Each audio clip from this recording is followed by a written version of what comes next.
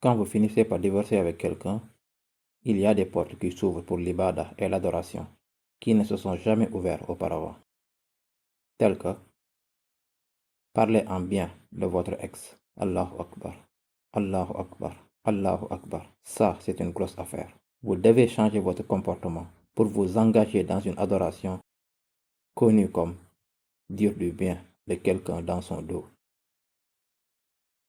Quelqu'un vous demande, que s'est-il passé? La bonne réponse est, regarde. Mashallah, bonne personne. J'espère que j'ai été une bonne personne également. On ne s'entendait juste pas. Vous voyez, une réponse respectueuse. Ce n'est peut-être pas exactement comme je viens de le dire, mais respectueux. Et si quelqu'un souhaite se marier avec votre ex et ils veulent connaître des détails, s'il y avait des problèmes sérieux qui doivent être mentionnés en privé avec cette personne, car nous n'avons pas le droit de mentir.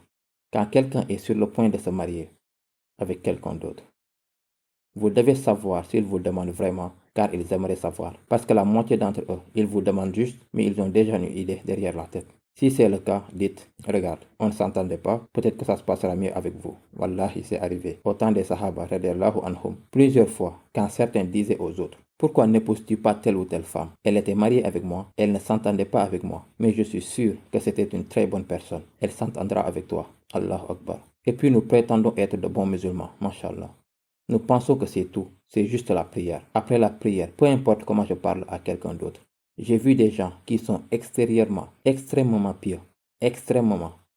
Et je me dis parfois, tu sais quoi, toute cette récompense va à quelqu'un d'autre parce que vous êtes occupé à médire sur quelqu'un.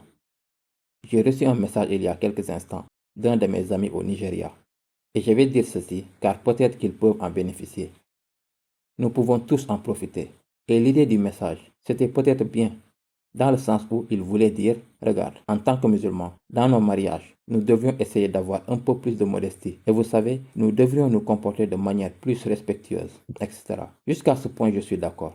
Je dirais qu'en ce moment, en tant que musulmans, nous devrions, non? Nous serions tous d'accord. Vous connaissez le jour où vous semez la graine de tout votre avenir. Pourquoi voulez-vous le rendre déplaisant à Allah? C'est la façon la plus puissante de voir les choses. Je suis sur le point de semer la graine pour le reste de ma vie. Ce taqdir et cette prédestination, tout entre en vigueur aujourd'hui. Je vais avoir des enfants, Inch'Allah. Le futur va arriver, Inch'Allah. Allah le sait. Et ce jour est le même jour où tout ce que je fais déplaît à Allah. Cet embarras de la pensée devrait suffire pour que je puisse me retenir et dire, attends, je peux tout faire, mais pas aujourd'hui. Même si je suis un musulman faible. Vous comprenez mon point? Je pourrais être faible, je ferai n'importe quoi, mais pas aujourd'hui. Par principe, nous ne sommes pas censés faire quoi que ce soit de n'importe quelle manière et n'importe quel jour. C'est toujours censé être pour le plaisir d'Allah. Mais je parle de si vous avez une faiblesse. Essayez de le battre ce jour-là. Le problème avec les mariages, et même ceux qui n'ont généralement pas de faiblesse, ils ont tendance à penser. C'est de, vous savez quand vous êtes au régime, comment appelez-vous le jour? Journée de la triche, c'est ça? Ils ont tendance à penser, d'accord, c'est le jour de la triche, vous pouvez faire ce que vous voulez. C'est faux. Donc, nous semons la mauvaise graine. Alors j'ai reçu un message, ça allait. Mais ils avaient des photos de personnes. Un exemple, puis un autre exemple. Un exemple de quelqu'un qui n'était pas musulman, et il y avait une photo. Peut-être une scène de mariage. Et un autre exemple de personnes musulmanes, et il y avait une image de la scène du mariage. Et ils essayaient de vous montrer. Regardez à quel point les musulmans sont devenus mauvais. Et regardez comment. Et pourtant, ce sont des inconnus dans la société. Pour moi, c'est un gros problème de médisance. Que toute votre récompense soit allée à ces personnes. Ils sortiront probablement de ce qu'ils faisaient. Ils sortiront probablement de ce qu'ils faisaient plus propres que n'importe qui d'entre nous qui ont transféré ces messages à leur sujet. Mais le fait que nous ayons mentionné les noms et ayons des photos est ce qui est en fait un crime aux yeux d'Allah. C'est devenu une médisance. Dénigrer quelqu'un. Pour quelle raison?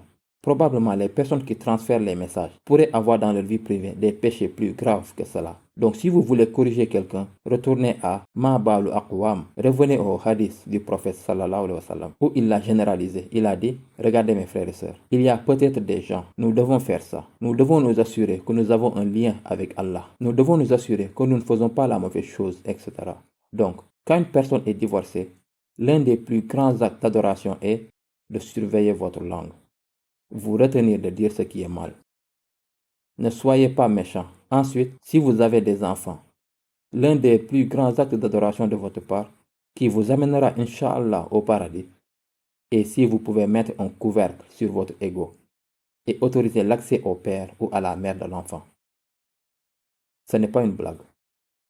Pas beaucoup de monde, même les religieux qui font 10 prières par jour, lorsqu'il s'agit d'une question de cette nature, ils disent « Non, je sais ce que je fais. Que s'est-il passé? Qu'est-il arrivé à toutes vos prières ?» Quand je dis 10 d'ailleurs, on parle des fards ainsi que des sunnahs et nafil et tout le reste.